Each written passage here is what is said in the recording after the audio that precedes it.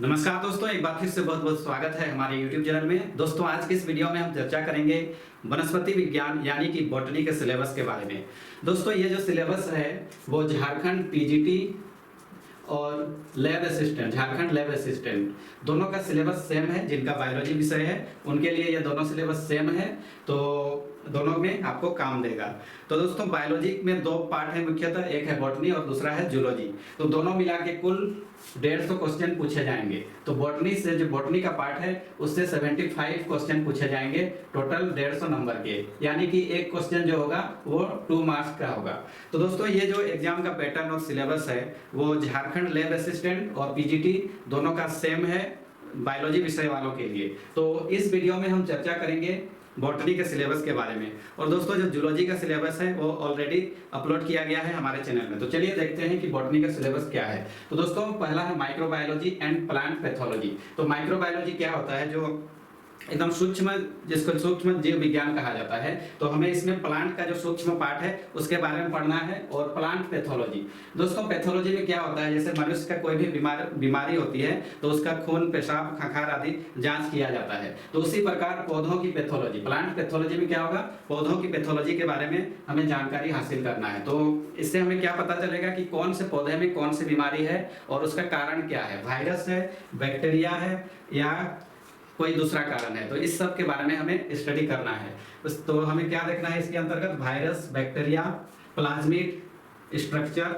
तो ये सब जो बीमारी के कारण है प्लांट में, वायरस, बैक्टीरिया, प्लाज्मिड, इसका हमें क्या देखना है, स्ट्रक्चर, रिप्रोडक्शन, प्लांट डिजीज, मतलब प्लांट्स में कौन कौन से डिजीज पाए जाते हैं उनके बारे में, एंड एप्लीकेशन ऑफ माइक्रोब्स, मतलब जो सूक्ष्म जीवाणु होते हैं उनका एप्लीकेशन क्या क्या है, ये सब के बारे में हमें पढ़ाई करनी है। उसके बाद दूसरा है क्रिप्टोगेम्स। क्रिप्टोगेम्स कहने का मतलब क्या है कि वैसे पादप यानी कि जो प्लांट हो जिनमें बीज नहीं हो पाए जाते हैं या जिसके बीज छिपे हुए रहते हैं बहुत ही सूक्ष्म आकार के, तो क्रिप्टोगेम्स वैसे प्लांट्स को कहा जाता है। तो इसके अंतर्गत हमें क्या पढ़ना है, structure and reproduction, ecology, economic importance of algae and fungi. तो दोस्तों, जो क्रिप्टोगेम्स हैं इसमें क्या होता है कि इसमें बीज नहीं पाए जाते हैं या हम उसको खुली आंखों से नहीं देख सकते हैं। इनके बीज काफी सूक्ष्म आकार के होते हैं जो नंगी आंखों से नहीं देखा जा सकता है। तो ऐसे प्लांट्स को क्रिप्टोगेम्स की श्रेणी में रखा गया है। और इसके अंतर्गत क्या आते हैं, एल्गी यानी कि शैवाल, और फंजाई यानी कि कवक। तो ये सब क्रिप्टोगेम्स कैटेगरी में आते हैं। तो इन सब का हमें अच्छी तरह स्टडी करना है। उसके बाद नेक्स्ट है फेनेरोगेम्स। तो फेनेरोगेम्स के अंतर्गत क्या होंगे, जिसके बीज होते हैं, वैसे पौधे जिसमें बीज पाए जाते हैं, इसको क्या कहा जाता है, फेनेरोगेम्स। इसके अंतर्गत हमें क्या पढ़ना है, anatomy, meristem and secondary growth. मतलब इस टॉपिक के अंतर्गत जितने भी बीज युक्त पौधे होते हैं जिसमें बीज पैदा होते हैं, जैसे आम, जामुन या जो भी पौधा जिसमें बीज होते हैं, जिनके फलों में बीज होते हैं, उनके बारे में हमें इस टॉपिक के अंतर्गत पढ़ना है। उनकी वृद्धि कैसे होती है, वो पोषण कैसे करते हैं, इन सारी चीजों के बारे में। उसके बाद नेक्स्ट है plant utility and exploitation. Plant utility मतलब प्लांट का क्या यूटिलिटी, उपयोग है, और उसका एक्सप्लॉयटेशन यानी कि शोषण, मतलब प्लांट का उपयोग क्या है और उसका शोषण कैसे किया जाता है, इसके बारे में इस टॉपिक में हमें पढ़ना है। तो इसके अंतर्गत क्या क्या पढ़ना है देखते हैं। ओरिजिन ऑफ कल्टीवेटेड प्लांट, जो कल्टीवेटेड प्लांट है उसका ओरिजिन कैसे हुआ था, different kind of utility of plants, मतलब प्लांट्स के जो विभिन्न प्रकार के उपयोग होते हैं वो क्या क्या होते हैं, इनके बारे में हमें डिटेल में पढ़ना है। जैसे फूड के लिए कौन कौन से प्लांट हम लोग उपयोग में लाते हैं, टिम्बर यानी कि जो इमारती लकड़ी होती है उसके लिए कौन कौन से पेड़ पौधे हम उपयोग में करते हैं, जैसे हुआ सखुआ, सागवान, गम्हार, ये सब टिम्बर में यूज होता है। उसी तरह तेल के लिए, ऑयल के लिए कौन सा पाम ट्री होता है, फिर जो सरसों होते हैं, और बहुत सारे जो प्लांट जिससे हमें तेल प्राप्त होते हैं उनके बारे में पढ़ना है। फिर मेडिसिन किन किन प्लांट से पैदा पाया जाता है। फिर फाइबर यानी कि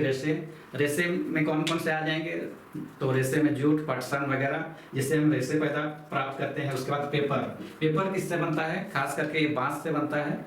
और एल्कोहल, कौन से प्लांट से एल्कोहल प्राप्त किया जाता है, तो महुआ एक जो देसी दारू बनता है वो भी एक अल्कोहल है, तो महुआ से अल्कोहल पाया जाता है। तो इस तरह के प्लांट्स के बारे में हमें इस टॉपिक के अंतर्गत पढ़ना है। उसके बाद नेक्स्ट है मॉर्फोजेनेसिस। दोस्तों मॉर्फोजेनेसिस यानी कि जो मॉर्फोलॉजी होता है उसमें हमें किस चीज़ का स्टडी करते हैं? मॉर्फोलॉजी किसी भी चीज़ का, किसी भी जीव जंतु का उसका आकृति। तो मॉर्फोजेनेसिस के अंतर्गत हम क्या पढ़ेंगे? प्लांट की जो आंतरिक संरचना होती है उसके बारे में। तो इसके अंतर्गत polarity, symmetry, plant tissue culture. दोस्तों आजकल एक बहुत ही फेमस चीज आया है प्लांट टिश्यू कल्चर। तो टिश्यू कल्चर से क्या होता है? इससे हम एक छोटे से प्लांट के टुकड़े से, एक छोटी से डाली या पत्ते से हम सैकड़ों की संख्या में प्लांट तैयार कर सकते हैं। एक छोटी सी डाली से हम क्या कर सकते हैं? उसके छोटे से टिश्यू या उतक से हम सैकड़ों या हजारों पेड़ की नर्सरी तैयार कर सकते हैं। तो ऐसी पद्धति को हम क्या कहते हैं? Plant tissue culture. तो इसके बारे में पढ़ना है। उसके बाद टिश्यू कल्चर का जो टेक्निक है उसके बारे में पढ़ना है। उसके बाद है प्रोटोप्लास्ट कल्चर।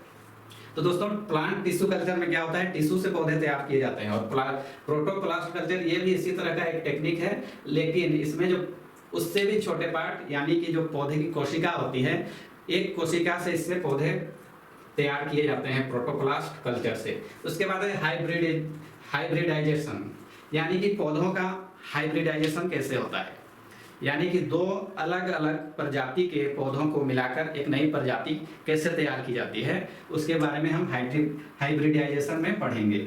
दोस्तों जैसे आप सुनते होंगे कि आम की बहुत सारी वैरायटियां आजकल बाजार में मिलती हैं और हर साल कुछ न कुछ नई वैरायटियां आती हैं।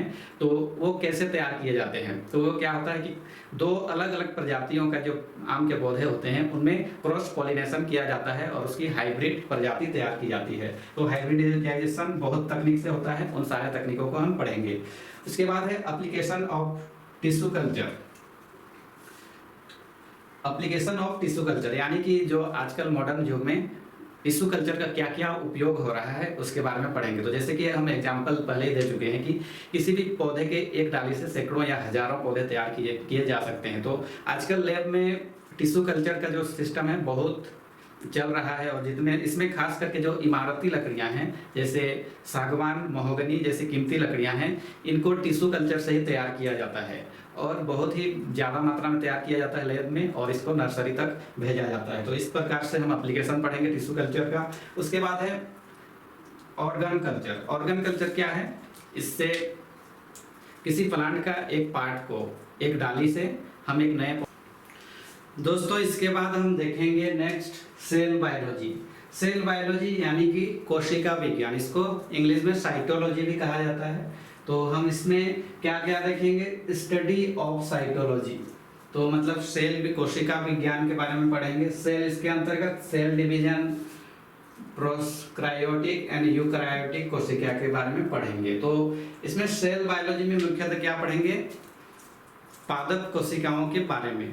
तो इसके अंतर्गत सेल डिवीजन कैसे होता है पादपों में, और प्रोकैरियोटिक कोशिका क्या होती है, और यूकैरियोटिक कोशिका किसे कहते हैं, इन सब के बारे में पढ़ेंगे।